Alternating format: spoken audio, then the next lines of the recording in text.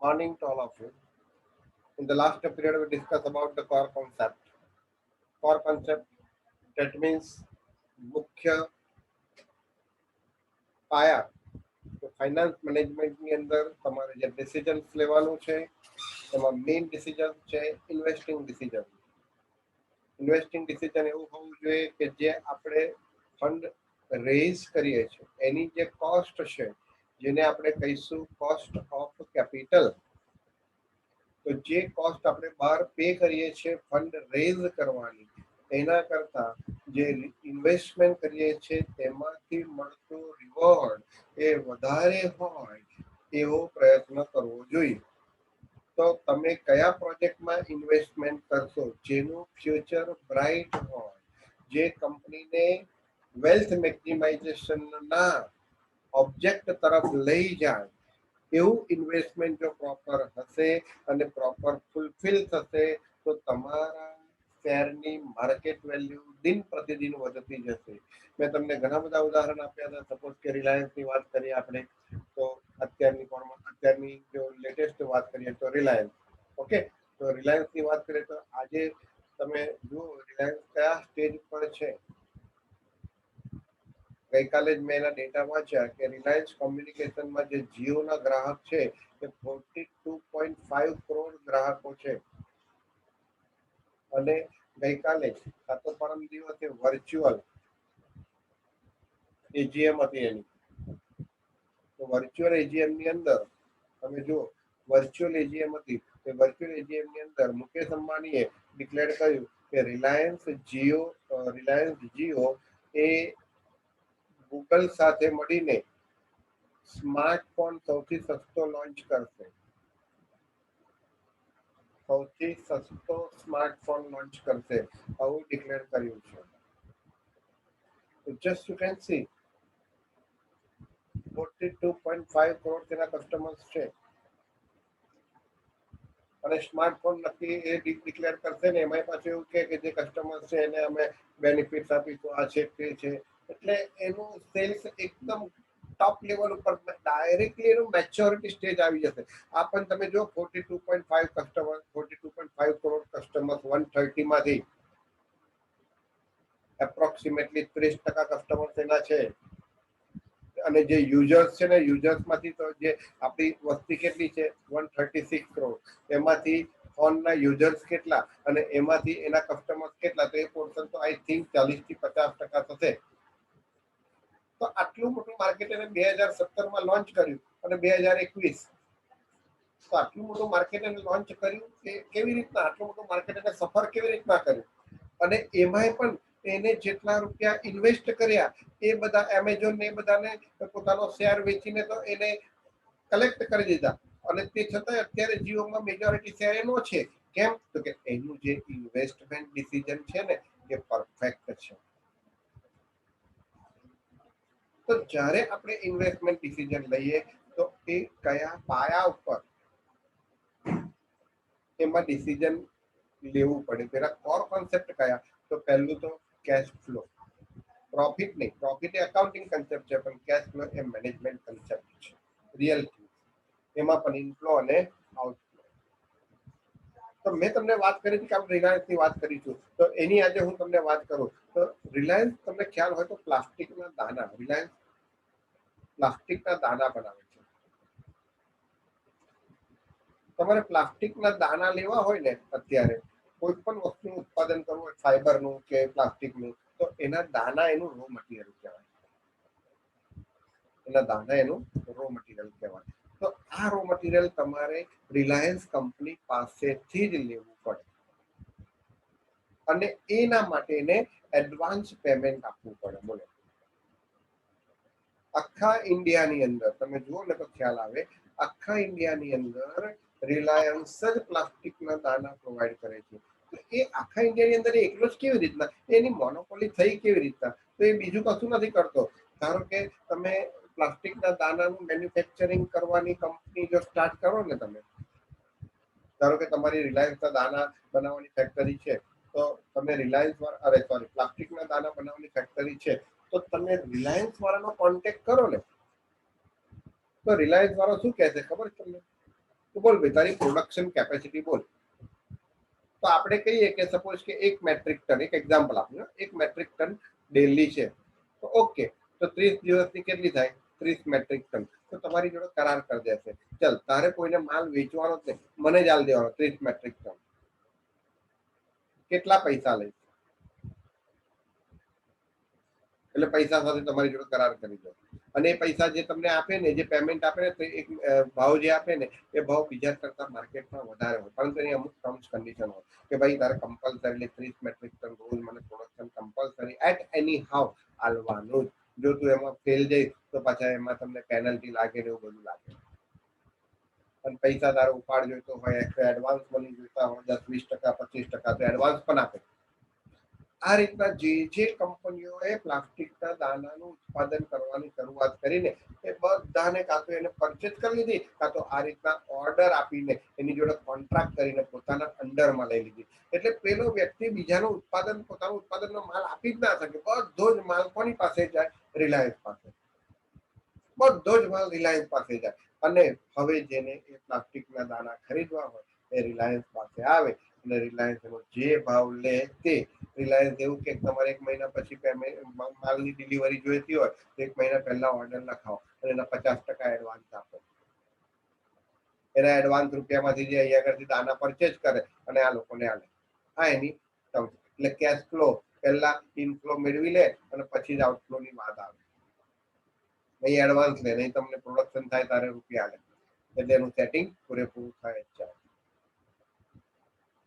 પછી એવું કે ભાઈ તમને પહેલા 50% એડવાન્સ આલવાના અને બાકીના 50% અમે કહીએ કે માલની ડિલિવરી તમારી સપોઝ કે આ તારીખે થશે, એટલે 4 દિવસ પહેલા આલવાના. એટલે આ બાજુથી માલ છોડાવવાનો પૈસા આલીને, આ બાજુ માલ આપી દેવાનો. એનું રૂપિયો રોકાણ નહીં, અને બસ ખાલી એક એની જે સિસ્ટમ છે એ સિસ્ટમની અંદરથી પૈસા થાય છે. બહુ મોટું પ્લાસ્ટિક પોલીમાસ્ટર કેવું કંઈક કહેવામાં આવે છે. એવું દરેકમાં, રિલાયન્સ જીઓમાં પણ એને શું કર્યું તમે જુઓ, આપણે 200 રૂપિયા પર મંથ પે કરતા હતા 1 GB માટે. આખા મહિનામાં 1 GB વાપરવાનું, અને કેટલા રૂપિયા આપતા હતા? 200 રૂપિયા. એને શું કર્યું, જેવો માર્કેટમાં લોન્ચ થયો તો એવરી ડે તમને 1 GB વાપરવા માટે આપશે, અને એ પણ કેવું? ફ્રી. એ પણ કેવું? Free of charge. વિચારો તમે, એની જે સ્કીમ છે એ વિચારો, એનો બુદ્ધિમત્તાને વિચાર કરો, એ કેવી રીતના માર્કેટમાં એન્ટર થાય છે તે વિચારો. તમે એ લેવલના છો, ગ્રેજ્યુએશન લેવલના વિચારો છો, તો તમારે તમે કોઈ કંપનીમાં લાગશો તો તમારે કંપનીની અંદર કોઈ કંપનીની પોઝિશન છે, પોઝિશનને ટોપ લેવલની બનાવવાની છે, તો કેવી રીતના બનાવશો? તો 1 GB ડેલી, અને પણ ફ્રી ઓફ ચાર્જ, 3 મંથ, અને પછી પાછા બીજા પ્લસ 3 મંથ કર્યા, એટલે 6 મહિના સુધી એને લોકોને ફ્રી ઓફ ચાર્જ આપ્યું. અને પોતાની ક્વોલિટી વિશે લોકોને એવું કહેવાય કે અનુભવ કરાયો. આને કહેવાય મફતનો માલ આપ્યો, એટલે કહેવાય કે જાહેરાત તરીકે આપેલ માલ. આપણી ભાષામાં કહીએ તો જાહેરાત તરીકે આપેલ. એવી રીતના અદાની જુઓ, અદાની ગેસ, સીએનજી ગેસ, અને સીએનજી ગેસ અદાનીનો છે, જીએનપીસી નો છે. આ ગવર્મેન્ટ કંપની છે, આ પ્રાઇવેટ કંપની છે. તો પ્રાઇવેટ કંપનીમાં અદાની એકલી જ છે, બીજી કોઈ કંપની જ નથી કે જે સીએનજી ગેસનું ઉત્પાદન કરતી હોય. માર્કેટમાં આવવા જ ના દે. તો જસ્ટ આ લોકોનું જે ડિસિઝન છે ને એ બહુ ઇમ્પોર્ટન્ટ હોય છે. તો ડિસિઝન શેના પર આવે છે? કેશ ફ્લો, કે આપણે જે બિઝનેસમાં રોકાણ કરી કેશ ફ્લો કેવું રહેશે, પછી એમાં રિસ્ક અને રિટર્ન કેવું રહેશે. કારણ કે હાયર ધ રિસ્ક તો રિટર્ન પણ કેવું મળવું જોઈએ? હાયર મળવું જોઈએ. જે આપણે ગઈકાલે ડિસ્કશન થઈ ગઈ એમાં લખ્યું હતું, there may be almost always risk return trade off હોવું જોઈએ. ધારો કે 10% રિસ્ક હોય તો પછી 10% મિનિમમ રિટર્ન તો મિનિમમ રેટ ઓફ રિટર્ન તો મળવું જ જોઈએ. ત્રીજું, time value of money. Return મળે છે તો રિટર્ન ક્યારે મળે છે, કયા સમયે મળે છે? રૂપી, આપણને ખબર છે rupee today is a worth. આજનો રૂપિયો એ વધારે કિંમતી છે. Rupee today is a more worth than the rupee tomorrow. ત્યારબાદ આપણે ઓપોર્ચ્યુનિટી કોસ્ટ પણ કન્સિડર કરવી પડે. કે તમે જે જગ્યાએ ઇન્વેસ્ટમેન્ટ કરવા માંગો છો એની સામે તમને ઓપોર્ચ્યુનિટી, તમારી પાસે ઘણા બધા ઇન્વેસ્ટમેન્ટ પ્લાન હશે, તો એ પ્લાન તમને તમે પોટેન્શિયલ ઇન્વેસ્ટર્સને ઓફર કરો છો તો ઓપોર્ચ્યુનિટી કોસ્ટ, આજે મેં તમને ગઈકાલે સમજાવ્યું હતું કે કોઈ વ્યક્તિ કોઈ અધર કંપની છે, એ અધર કંપની 11.5% ઇન્વેસ્ટમેન્ટનું રિટર્ન આપે છે, તો તમારે તમારી બાજુ કલેક્ટ કરવા માટે એને 12% રિટર્ન આપવું પડશે, સમથિંગ મોર આપવું પડશે. તો જે 0.50% તમે જે વધારે રિટર્ન આપ્યું એ તમારી શું કહેવાય, ઓપોર્ચ્યુનિટી કોસ્ટ કહેવાય. આવું ગઈકાલે મેં તમને સમજાવ્યું હતું, આના વિશે સમજાવ્યું હતું. પણ હંમેશા આ 11.5% અને 12% જે રિટર્ન છે એટલું રિટર્ન કન્સિડર નથી કરવાનું, અલોંગ વિથ રિસ્ક પણ કન્સિડર કરવાનું છે. તેમાં જોડાયેલું રિસ્ક કેટલું છે એ પણ ઇમ્પોર્ટન્ટ છે. ફ્રોમ ધ ઇન્વેસ્ટર પર્સપેક્ટિવ, ઇન્વેસ્ટરની point of view જોવા જઈએ તો opportunity cost of investing in a company say A would be return given up by not investing in the another comparable investment.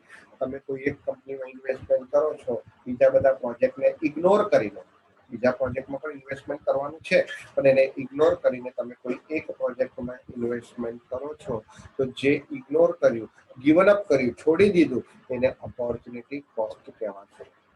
Rational investor જે હશે એ હંમેશા જ્યાં higher return investment મળતું હશે ને ત્યાં જ જશે. આ વિશે ડિસ્કશન કરી ગયા હતા. Now the last point is about the value, ફર્મની વેલ્યુ. મેં તમને રિલાયન્સની વેલ્યુ બતાવી. એવું કહેવાય છે કે 1988માં 1988માં આઈડીબીઆઈ બેંકે refused to give loan to Reliance, અને in 2008 Reliance ready to purchase IDBI. સમજો 20 જ વર્ષનો ગાળો છે,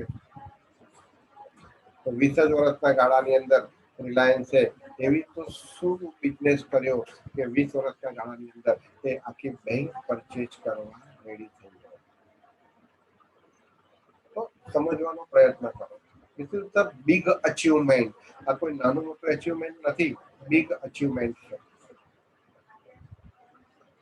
તો આ એક 20 વર્ષના ગાળામાં વિધિન 20 years એ પોતે આખો પરચેજ કરવા રેડી થઈ ગયો. તો કેવી રીતના પોસિબલ હતું એ તમારે અહીંયા સમજવાનું. The process of value creation is the driving force behind the financial management. તમે જ્યારે જ્યારે ફાઇનાન્શિયલ મેનેજમેન્ટ કરતા હોય ત્યારે મગજમાં યાદ રાખો કે આપણું ડિસિઝન એવું હોવું જોઈએ કે જે આફ્ટર ઓલ ફર્મની વેલ્યુઝ વધારતું હોય and creating wealth for share holders, અને શેર હોલ્ડર્સની વેલ્થ ક્રિએટ કરતું હોય. ફાઇનાન્શિયલ મેનેજમેન્ટનું મુખ્ય ઓબ્જેક્ટ કયો છે, ડ્રાઇવિંગ ફોર્સ કયો છે? તમે એઝ અ ફાઇનાન્શિયલ મેનેજર કોને સૌથી વધારે મહત્વ આપશો? તો કેશ ફ્લો છે, રિસ્ક રિટર્ન છે, ટાઈમ વેલ્યુ ઓફ મની છે, ઓપોર્ચ્યુનિટી કોસ્ટ છે, તો ખરું જ, પણ મૂળ એનો બેઝ કયો છે? તો કે વેલ્યુ ક્રિએશન. અને જ્યારે જ્યારે તમારા ફર્મની વેલ્યુ ક્રિએટ થશે ને એટલે ઓટોમેટિકલી શેર હોલ્ડર્સની વેલ્થ વધશે. તમે વિચારો કે તમે 10,000 રૂપિયા ઇન્વેસ્ટ કર્યા હોય, invested in Infosys limited in 1991, તો એની 2015માં 3 કરોડ રૂપિયા કિંમત હતી. 10,000 ના ઇન્વેસ્ટમેન્ટની કેટલા રૂપિયા કિંમત હતી? 3 કરોડ. એટલે જેને 10,000 રૂપિયા ઇન્વેસ્ટમેન્ટ કર્યું છે ને એને 3 કરોડ રૂપિયા મળતા હતા આટલા વર્ષમાં. અરે હમણાં રિલાયન્સ, અરે હું તમને શું કહું, રોયલ કંપનીની વાત કરું, રોયલ એનફિલ્ડ કંપનીની વાત કરું કે એનો શેર જ્યારે બહાર પડ્યો ત્યારે 17 રૂપિયા શેરનો ભાવ હતો 2001માં, અને 2015માં એ શેરનો ભાવ 15,043 રૂપિયા હતો. જસ્ટ યુ થિંક, આ શું કહેવાય, વેલ્યુ ક્રિએશન. એટલે એની પ્રોડક્ટ જ આખી બધા કરતા અલગ છે. એના જેવી પ્રોડક્ટ કોઈ લોન્ચ નથી કરી શકતું. આખી પ્રોડક્ટ જ લોન્ચિંગ એનું અલગ છે. તો that is called as value creation. અને શું કહીશું આપણે? વેલ્યુ ક્રિએશન કહીશું. તો દરેક જણે આ વસ્તુ સમજવાની છે. The process of value creation is the driving force behind the finance management.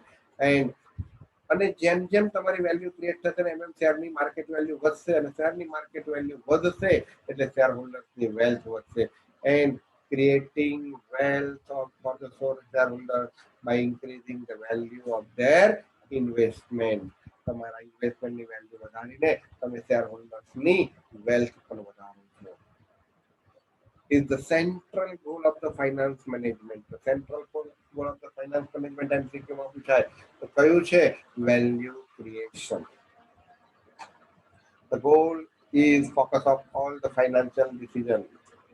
આ વેલ્યુ ક્રિએશન નું ડિસિઝન આવે ને એટલે એની અંદર બધા જ ફાઇનાન્શિયલ ડિસિઝન આવી ગયા. બધા જ ડિસિઝન આવી ગયા.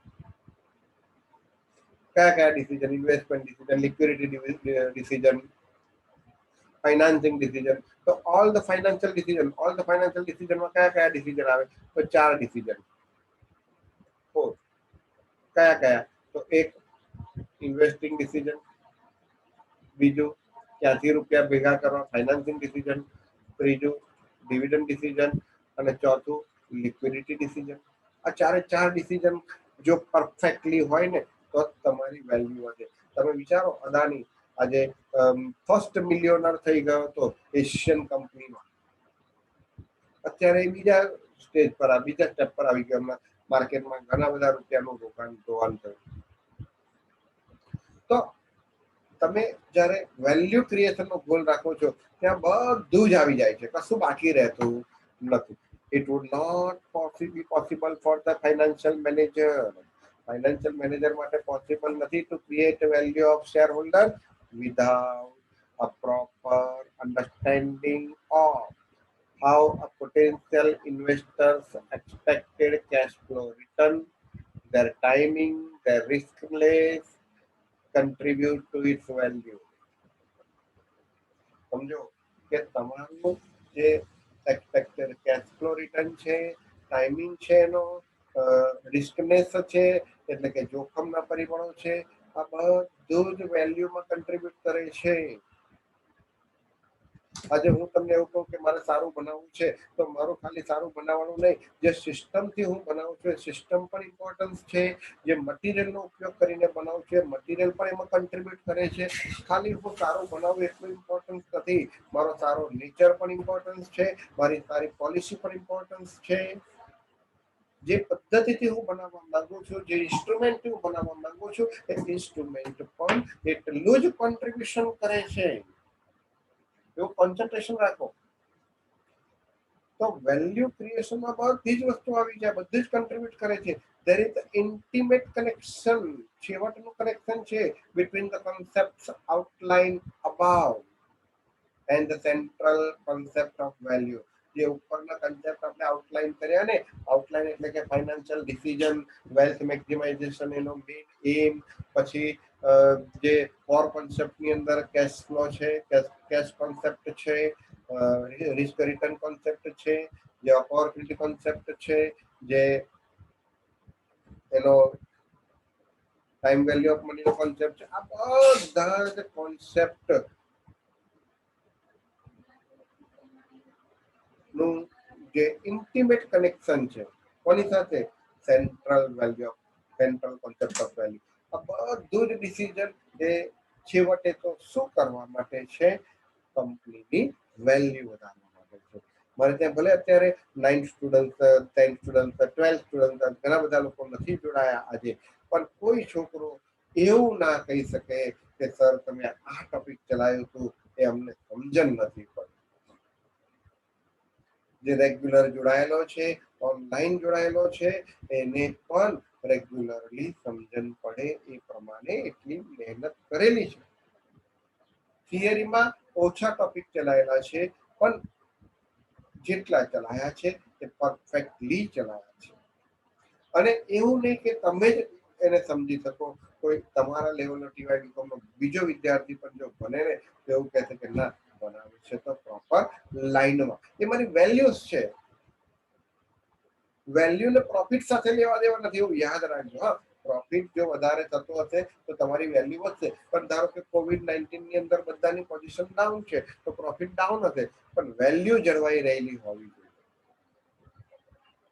The concept of cash flow return, their time value, their riskness are like the standard. આ બધા સ્ટાન્ડર્ડ છે જેના આધારે which wave together the fabrics of value. Wave એટલે કે જે ગૂંથે છે, આપણે ગુજરાતીમાં કહીએ તો જે બનાવે છે. શું બનાવે છે? ફેબ્રિક એટલે કે કાપડ. વેલ્યુ એટલે કાપડ તમારે જો ગૂંથવું હોય તો એના દોરા જોઈએ કે ના જોઈએ? કાપડ બનાવવું હોય તો શું કરવું પડે? દોરાને સીવવું પડે, ગૂંથવું પડે. તો એ દોરા બધા કયા કયા છે કે જે વેલ્યુને બનાવે છે, તૈયાર કરે છે? તો એ time value, riskiness, cash flow return, everything, દરેક વસ્તુ. when making investment and financing decision, જ્યારે આપણે ઇન્વેસ્ટમેન્ટ અને ફાઇનાન્સિંગ ડિસિઝન લેતા હોય, finance manager clearly cannot assess the impact of the shareholders value. જ્યારે તમે ઇન્વેસ્ટમેન્ટ ડિસિઝન લો છો, ફાઇનાન્સિંગ ડિસિઝન લો છો, તો ફાઇનાન્શિયલ મેનેજર શેરહોલ્ડર્સ પર શું વેલ્યુ અસર થશે એ એનું એસેસ એટલે કે એક્ઝામિન કરી શકતો નથી વિધાઉટ ફર્સ્ટ એનાલાઇઝિંગ. શબ્દ વાપરું છું, વિધાઉટ ફર્સ્ટ. સૌ પ્રથમ એને એનાલાઇઝિંગ શરૂ કરવું પડે. Analysing their effect on the firm's cash flow, their timing and its risk. તમારું ઇન્વેસ્ટમેન્ટ ડિસિઝન અને ફાઇનાન્શિયલ ડિસિઝનની શેર હોલ્ડર્સ પર શું અસર થશે એ તમારે એક્ઝામિન કરવી હોય તો પહેલું શું એનાલાઇઝ કરવું પડે કે ફાઇનાન્સિંગ ડિસિઝનની કે ઇન્વેસ્ટમેન્ટ ડિસિઝનની, બંનેની ઇફેક્ટ કેશ ફ્લો ઉપર, ટાઈમિંગ ઉપર અને રિસ્ક ઉપર કેવી છે. ઇન્વેસ્ટમેન્ટ ક્યારે રિટર્ન આપશે, કેટલું કેશ ફ્લો આપશે, કેટલું જોખમ સંકળાયેલું છે. તમે ફાઇનાન્સિંગ ડિસિઝન, તમે ડિબેન્ચર ઇસ્યુ કરીને રૂપિયા ભેગા કરવા માંગો છો તો એની જોડે કેશ ફ્લો ક્યારે થશે, કેટલું કેશ ફ્લો થશે, કેટલા સમય માટે કેશ ફ્લો થઈ શકે એવું છે, એની જોડે કેટલું રિસ્ક જોડાયેલું છે, બધું જ કન્સિડર કરવું પડે. એને વેલ્યુ એન્હાન્સિંગ ઇન્વેસ્ટમેન્ટ, જો તમારે એવું ઇન્વેસ્ટમેન્ટ કરવું હોય કે જે તમારી પેઢીની વેલ્યુઝ વધારે, and financing decisions are made. જો તમે વેલ્યુ એન્હાન્સિંગ ઇન્વેસ્ટમેન્ટ અને ફાઇનાન્સિંગ ડિસિઝન કરવા માંગતા હોય, એટલે કે એવું ઇન્વેસ્ટમેન્ટ ડિસિઝન અને ફાઇનાન્શિયલ ડિસિઝન લેવા માંગો છો જેનાથી તમારી ફર્મની વેલ્યુ વધે, તો તે માટે this will be reflected in an increase in the firm's value. This will be reflected in an increase in the firm's value. જે ફર્મ્સ વેલ્યુમાં વધારો કરે છે. This will be reflected in an increase in the firm's value. In the case of public company, જો કોઈ public company હોય તો shareholders can expect to see their wealth increase through increase in the market value of the company's share. જો જાહેર company હોય કે જેના share બજારમાં ભાવ બોલાતા હોય, જેના માન્ય શેર બજારમાં ભાવ બોલાતા હોય, તો એવી જાહેર કંપનીઓની અંદર shareholders can expect to see their wealth increase. તો shareholder શું કરે છે? પોતાની વેલ્યુ ફર્મની વધી છે કે નથી વધી, એ પોતાની સંપત્તિની વેલ્યુ વધી છે કે નથી વધી, એ કેવી રીતના ડિસિઝન લેશે? તો કે માર્કેટ વેલ્યુમાં એનો શેરનો ભાવ વધે એના આધારે લેશે. એટલે જો તમારી વેલ્યુ વધી હોય ને, વેલ્યુ ઇન્ક્રીઝ થઈ હોય ને, તો તમારી પબ્લિક લિમિટેડ કંપનીની માર્કેટ વેલ્યુ શું થાય? વધે. અને માર્કેટ વેલ્યુ વધે એટલે કે શેર હોલ્ડર્સની વેલ્થમાં શું થાય? વધારો. શેર હોલ્ડર્સની વેલ્થમાં વધારો. સમજવાનો પ્રયત્ન કરો. તો અહીંયા આગળ હું તમને એક જ વસ્તુ સમજાવું છું કે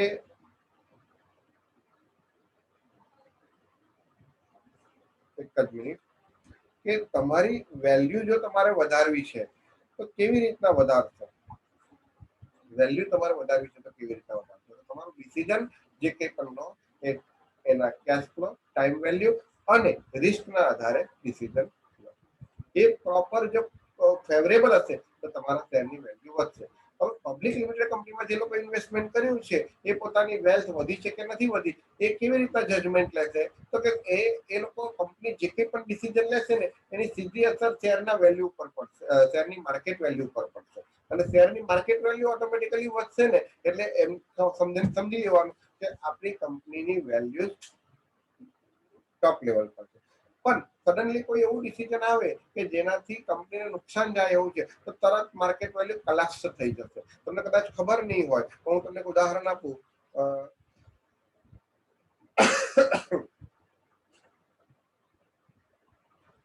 સત્યમ કોમ્પ્યુટર, હા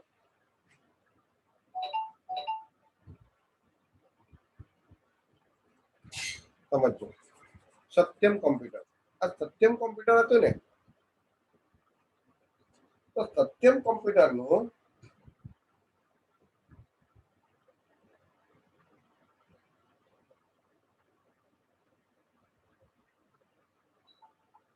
સત્યમ કોમ્પ્યુટર સમજો. સત્યમ કોમ્પ્યુટરના શેર 329 કે 330 રૂપિયા હતા અને એવું ડિક્લેર થયું કે એનો જે સીઈઓ હતો રાજુ રામલિંગા, આ એનો રામલિંગા આ એનો સીઈઓ હતો.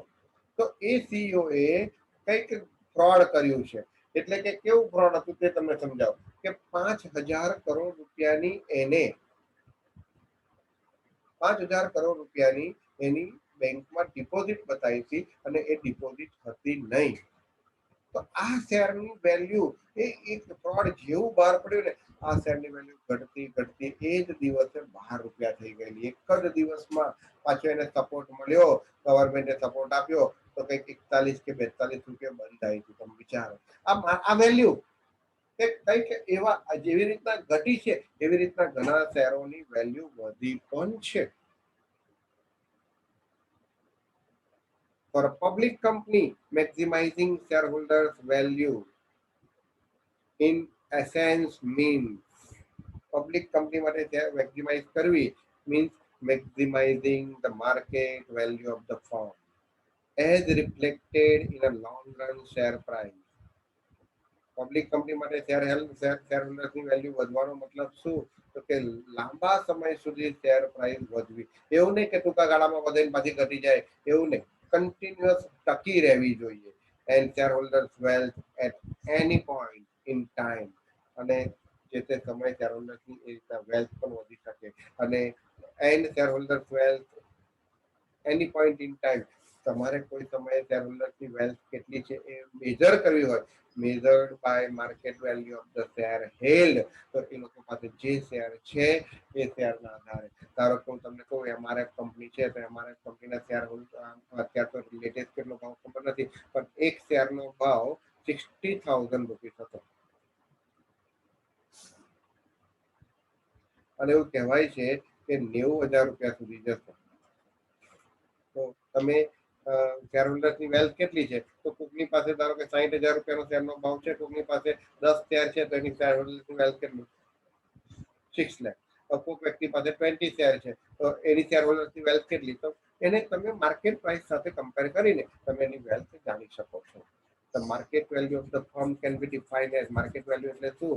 તો market value is the depth plus market value ease of its equity.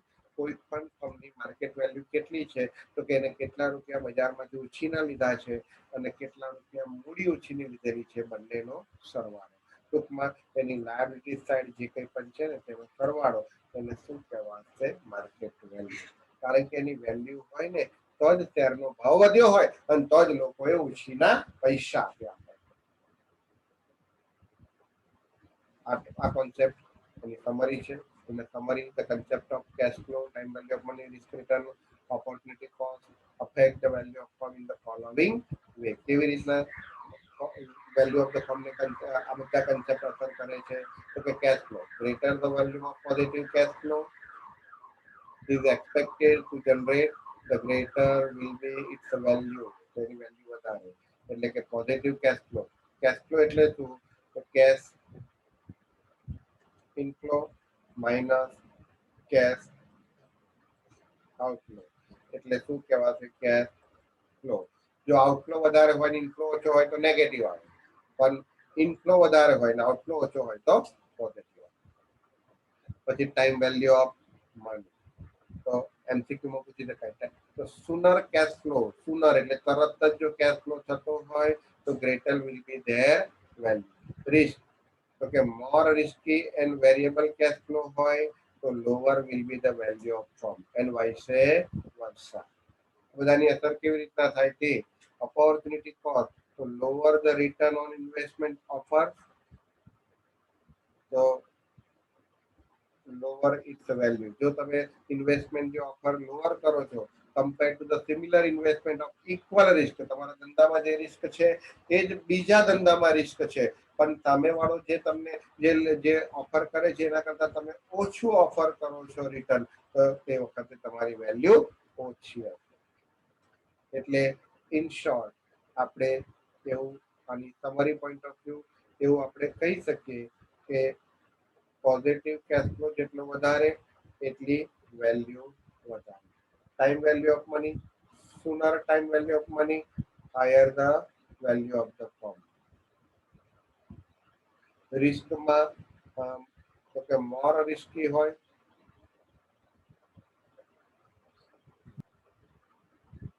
તો વેલ્યુ ઓફ ફર્મ ઓછી હશે. Opportunity cost, lower rate of return, જો તમે રેટ ઓફ રિટર્ન ઓછું આપતા હોય ઇન્વેસ્ટર્સને તો તમારી વેલ્યુ ઓફ ફર્મ કેવી રહેશે? ઓછી. તો આટલું તમારે લખી રાખવાનું. અહીંયા તમારો કન્સેપ્ટ પૂરો થાય છે.